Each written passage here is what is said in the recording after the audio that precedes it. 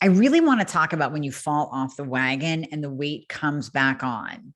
So let's go over when you can actually have a cheat day, what to do if you're still getting optimized in your thyroid and hormones, and what to actually expect if you decide to, let's say, have a crap ton of carbs and alcohol. Okay, so starting with my story last weekend, and this is coming from personal experience, so consider this a public service announcement and a little inside look into me.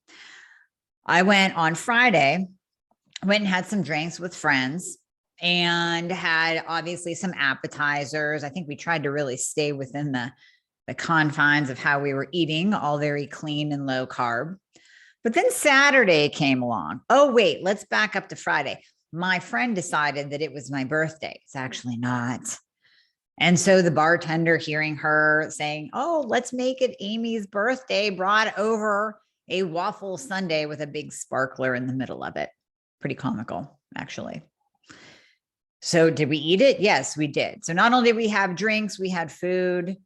Oh, sweet potato fries. And then we topped it off with some dessert. So lots of carbs that night. Saturday rolls around. Of course, I'm more hungry because I ate carbs the night before. Guess what? You're going to be more hungry if you eat carbohydrates the night before, because your blood sugar is going on a roller coaster. So the next morning, and this goes for if you don't sleep well either, the next morning I was famished. So I made some dippy eggs, had some keto toast. That wasn't enough. So I had some handfuls of Catalina Crunch cereal. I ate through the day, can't remember what. And that night went out to eat again. This time I got this killer flatbread pizza.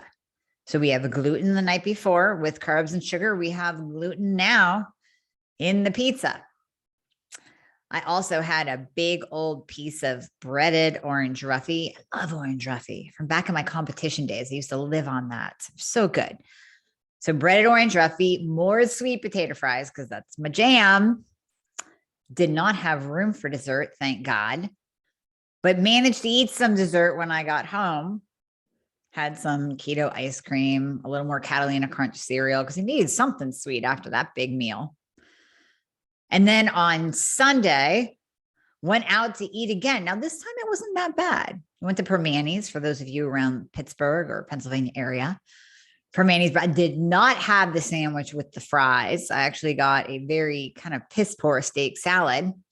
Ate that. I was obviously still hungry. Picked a little bit when I got home. And I have to tell you, by Monday and Tuesday and Wednesday, I feel like I have gained 10 pounds. I am bloated, distended. Everything hurts. My knees hurt. My back hurts more than usual. My neck hurts. My joints hurt in my fingers. Everything became inflamed. Now, I can't say I was glutened because I did this with all intent. I knew what I was doing. So it's not like the restaurant glutened me. I ate gluten out of choice. And this is what I want to talk about. You have to deal with the consequences. Now, for the last few days, and I feel like maybe the bloating is starting to go down now, but for the last few days, I was so bloated, so distended. So everything was tight. My t-shirts were tight. My Lululemon jacket was tight. That's normally not tight. Everything was tight. My pajama bottoms were tight. So all you nurses and doctors out there that wear scrubs, you know, when your scrubs get tight, yeah, that's not a good feeling because they're scrubs. So everything got tight, and I knew I did it to myself, but it really made me step back and think, because this was also happening at a time when I received an email from a patient who is just starting out, and she's in like month 2. And she said, you know what? I did really well the first month and I started seeing changes. My clothes are fitting better and I lost a couple pounds and energy went up, but then we went away and things got a little bit crazy. We were out of town. I was eating at restaurants a lot. I didn't eat the best. Yeah, definitely had some treats, definitely had some gluten. And now the scale is right back to where when I started. And now I feel like garbage again. And I said to her, here's the thing. You're too much in the beginning. We are just getting your thyroid and hormones optimized.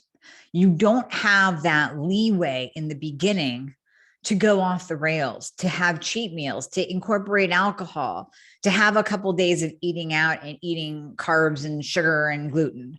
You just can't do it, because if it can happen to me, and I just told you my 2 days, it wasn't horrible, but it wasn't great.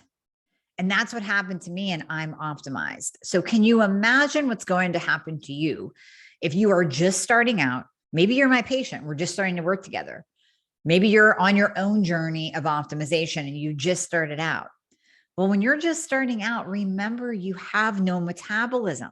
We're building your metabolism from the ground up by optimizing thyroid function and bringing those hormones up out of the basement. Until you're optimized, until you have a metabolism back, your body cannot handle those little bites of those cheat meals, the alcohol, the parties, the holidays. Now, I know what you're thinking, but we're supposed to have a cheat meal. All trainers tell us have a cheat meal once a week. If you're in a bodybuilding competition and your trainer tells you to have a cheat meal, it's because you are so strict during the week and you are pounding your body at the gym, and you probably don't have a bottomed out thyroid and your hormones are probably pretty decent. Then yeah, you can most of the time enjoy one cheat meal, not day, one cheat meal per week. But if you have autoimmune, that cheat meal cannot be with gluten, because it will F you up just like it did me. And you will be in pain and you will get headaches and you will gain weight and you will be bloated. And it might last for much more than a day, much more than a day. Now, again, if you're just starting out, I recommend going, and I know this is tough, I recommend going a full 2 months with no alcohol. If you do have to go out to eat, then I want you to get a steak with a side of veggies. I want you to get a piece of salmon. I want you to get a burger without a bun. So you're still going to stay in the realm of focusing on protein. And I mean, you can't control the type of meat. I get it. I get it. But at least focus on the protein, focus on the veggies. If you have to have a carbohydrate, like you're just jonesing for those sweet potato fries, like I was, get a sweet potato, because those sweet potato fries were definitely from a bag. You know, they're all like waffled cut. And if you ever turned over a bag of sweet potato fries or French fries from the grocery store, it is laden with chemicals. That doesn't even count the canola oil, the bad oil, the insulin spiking oil that they cook them in. But I dare you, go to the grocery store, even if you don't want to buy them, grab a bag of sweet potato fries or grab a bag of French fries, turn it over. It's not just potatoes. It's not. It's actually a bunch of chemicals, most of which you can't even pronounce. And they somehow work in flour, wheat, or gluten into French fries, freaking French fries. Can't we just cut the fries and throw them in some oil like our parents did in the like Fry Daddy, right? No, they have to put gluten in the French fries. I don't know whether it's a preservative or what it is, but if you're going to go out and you want to have some carbs, get the real thing.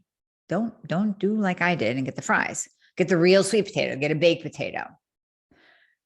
For 2 months, no alcohol, limit going out to eat. But if you do go out to eat, there are ways to eat. We just went over it. If you need quick and easy, go to Chick-fil-A and get the unbreaded chicken nuggets or non-breaded chicken sandwich and toss the bun. Go to Chipotle and get a bowl instead of the big burrito. There are plenty of places that you can eat that is clean, that you can still focus on protein. You can still eliminate gluten. You can still focus on really good fats, but you're still eating out. So you still have that convenience. 2 months, no alcohol, limited eating out. When you do eat out, it better be really, really good. Now, let's say there is a party. Let's cross that bridge. So you have a party, you have a holiday coming up. What do? Well, first of all, I always like to bring a dish because it's going to be something that I can eat. So I might bring some bacon wrapped scallops. Maybe I'll make a keto casserole, like a keto pizza casserole with some Parmesan crisp to dip them in. Maybe a bag of pork rinds to dip them in. And then I'll bring the bread for all the carboholics, eliminating gluten people at the party so they can eat their carbs. Bring something with you. Make sure that your host isn't vegan or vegetarian. If they are, bring your own burgers, bring your own steak, maybe make some buffalo chicken dip and eat from that. Maybe make a big thing of chili and bring that along. That way you can be fulfilled. You don't have to be a social outcast in the corner with your cooler. You can bring something that everyone can share and that you can enjoy and fill up on. And then if you have like a little bite of chocolate, or if you have Mary's cookies that look really good over there, or Susie made some homemade fudge, I really want some, then you have a little bite of it and you move on. But you haven't just spent the entire party eating everything that's just at the party. So that's your marching, those are your marching orders. Now, what do you do if you went off the rails like I did? What do you do if life happens? What do you do if you have this killer vacation planned at an all-inclusive resort and you just ate yourself out of the resort, right? You just ate everything in sight because it's so good. It's all laid out for you and it's free. So how do you undo the damage? First of all, if you can plan ahead, I would definitely say take berberine, because berberine is going to work on controlling those insulin spikes, controlling the blood sugar highs and lows. Now, hopefully by the time you listen to this, my store will be up and running. My blood sugar fixer supplement will be out. It is 600 milligrams of berberine per capsule, so a little stronger than the one I recommended before, so you only need 2. Well, here's the thing. If you're on vacation, maybe you do bump that up and take 3. So maybe you are taking 1,800 milligrams instead of 1,200, which is the therapeutic dose for berberine. So maybe you bump that up a little bit just to really try to control that blood sugar high and low, control that roller coaster, keep it at a nice wave-like pattern instead of these big highs and big lows. Because in those lows, that's where you're going to be hangry. That's where you're going to crave. So we want to control the blood sugar. Next up is drink a crap ton of water, preferably distilled water. So if you're really feeling kind of bloated and poofy, like you're retaining a ton of water, which is entirely possible when you eat too many carbs, if you can challenge yourself to drink a gallon of water a day, just for a couple of days, you will find that that water that's retaining under your skin, between your skin and your muscle, starts to flush out and you feel just so much better. Your belly isn't as bloated. You're pooping every day. Oh, that leads me to step number 3. If for some reason that processed garbage food that you ate constipated you, yes, berberine will help with that. So that's part 1. The water will help with that, part 2. And then part 3 is you might need to drink some aloe juice, increase your magnesium, because we want to be sure that you're eliminating daily. We don't want toxins to build up in your system from you not pooping every day. And we certainly don't want you constipated, because then you're just going to feel heavier and more bloated than you already do. So take something to make sure that you are processing everything and pushing it out, because not pooping every day also causes estrogen dominance, which will just build upon the weight gain and the water retention. We don't want that. So whatever you have to do, aloe, increase mag, increase berberine, make sure you're going to the bathroom every single day. The other thing I want you to do is move. Go for a walk, get the circulation going, do hot yoga to get in there and sweat. Sit in a sauna, in an infrared sauna if you can. Anything that you can do to detox your body, because essentially you took in toxins. I took in toxins last Friday. I had alcohol. I don't care how socially acceptable it is. It is a toxin. It is a poison. And your body sees it exactly like that. And your body will jack up your blood sugar. It will stop fat burning. It will stop processing proteins, carbs, and fats when you take in alcohol, because it wants it out of your system. And it will get it out of your system one way or another. But it wants to hyper focus on that alcohol, that poison, that toxin. And in order to do that, it will shut down everything else. So the appetizer, the sweet potato fries, the breaded orange roughy, the birthday waffle sundae that I ate while drinking wine was all stored as fat. because my body basically said, yeah, you guys are splitting this bottle of wine. That's a lot of alcohol. So all this food that you're eating is just going to be pushed into storage so we can deal with the toxin, the poison that you're intaking right now. And that is what your body does. That's what all of our bodies do. Don't think you're going to get away with drinking and eating together. Okay, could it be argued that you should just drink by itself and not eat? Well, then you're going to get shit-faced. So manage your social setting, maybe have just a glass or two, and really try to focus on not eating a birthday waffle sundae or sweet potato fries that are probably laden with gluten and wheat and fried in canola oil. Eat some good stuff. Yeah, have a glass of wine with your steak and the side of broccoli. Manage what you're drinking your alcohol with. And then, like I said, if you're in the beginning stages, try and cut it out for a couple of months. We need to get your metabolism back up and running. If you do not have an optimized thyroid, you are going to gain weight at every turn. Every single time you stick alcohol or sugar or processed carbs in your mouth, you are going to lay down some fat. You are going to gain weight. I promise you that. If we are working together, I want you to manage your expectations. You cannot have a cheat day yet. If you are in month 1, month 2, even maybe month 3, depending on how your body is responding, you can't have a cheat day, because what that will do is literally prevent your progress. It might even push you back to the beginning. And then you get all pissed off and you're like, wow, I was doing so well. And you're frustrated. And then you think you need more thyroid medication because you're gaining weight. Well, no, it was what you were putting in your mouth. It was those cheat meals. And I know I have a separate video on this, separate podcast on this, the It's Not Fair stage. You're going to go through thinking that it's not fair because you're thinking it right now as I speak to you. But it's not fair. Why do I have to be so strict? And why do I have to live life this way? It's only for a couple of months. It's only until we get you back online. It's only until we get your thyroid optimized and your hormones optimized. Then you can get away with it more. Am I optimized? Yes. Did I gain a little bit of weight? Yes. But I really went off the rails there and I'm coming back into alignment now. So I'm not overly concerned. But there are things that you have to realize when you're in the beginning. There are things that you cannot do. You cannot get away with when you are just starting out because you don't have the metabolism to be able to handle it. If you have insulin resistance, that is going to jack up your insulin and blood sugar so high that your body will literally be in a fat storage mode all the time. So those are my tips on how to recover from a going off the rails type of a weekend vacation party.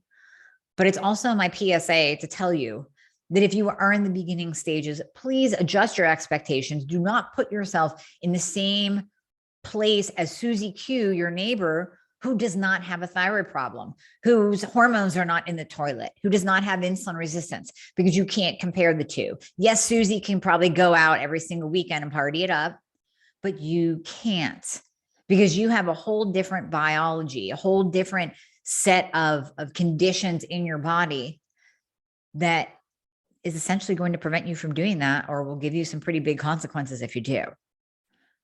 Give yourself time to get optimized.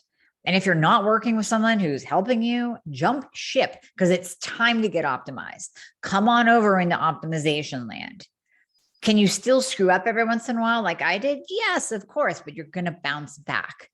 It's not going to be 10 pounds that are going to hang on to your body for dear life and not leave for the next 2 months. This is overcomable.